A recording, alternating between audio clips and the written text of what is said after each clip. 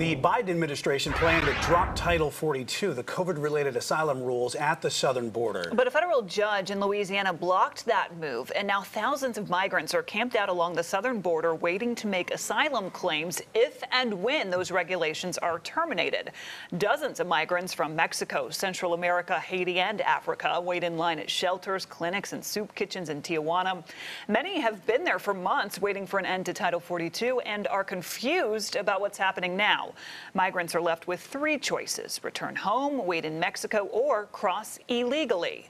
Here in the Queen City, immigration issues are separating long-distance lovers. Hundreds of thousands of families are at a standstill working through immigration red tape. Queen City News anchor Casey Jones is looking into this. And Casey, you spoke to a couple of newlyweds who could be waiting for years. That's right. You've probably seen that show 90 Day Fiancé, but that immigration process is so much more complicated than that. The bride was born in South Africa. The groom is from Botswana. They got married in Troutman, and they want to start a life right here in the Queen City. But they recently learned they could be waiting until 2024 for their paperwork to process, and they are not alone.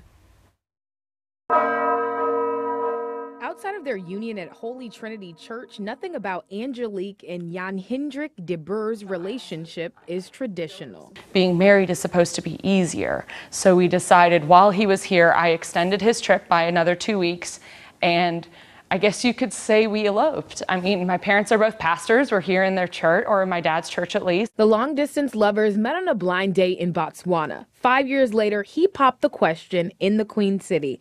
Almost a year into their marriage, immigration issues pausing plans. Life is on hold right now. It really is, because there's not really much we can plan for.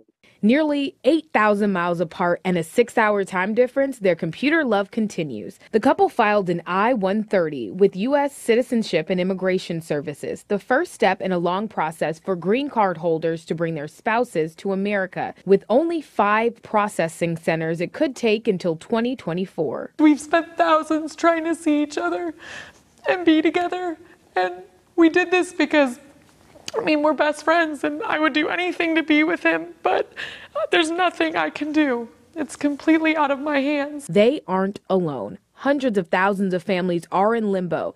USCIS has an app where people can see their status, but details are vague. We consult with people on a daily basis and families on a daily basis. So daily, we have to tell people that this process is going to take a while. We're hopeful as the government kind of gets back to normal, that they will get through the backlog and they will speed back up.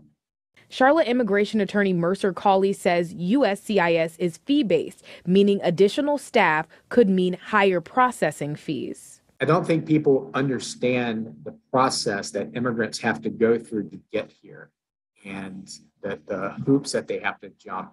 For instance, if a brother or sister is a U.S. citizen, files for a brother or sister, right now, for a visa to become available, it's taking about 11 years. And Angelique hopes officials make changes to help keep families together. I just wish that there was a way that we could get better communication back and forth, or, if there's something missing or if there's questions, not to just let it sit there on a desk. It would just be great to, or more centers that we're able to process. We're at record high numbers of immigration right now.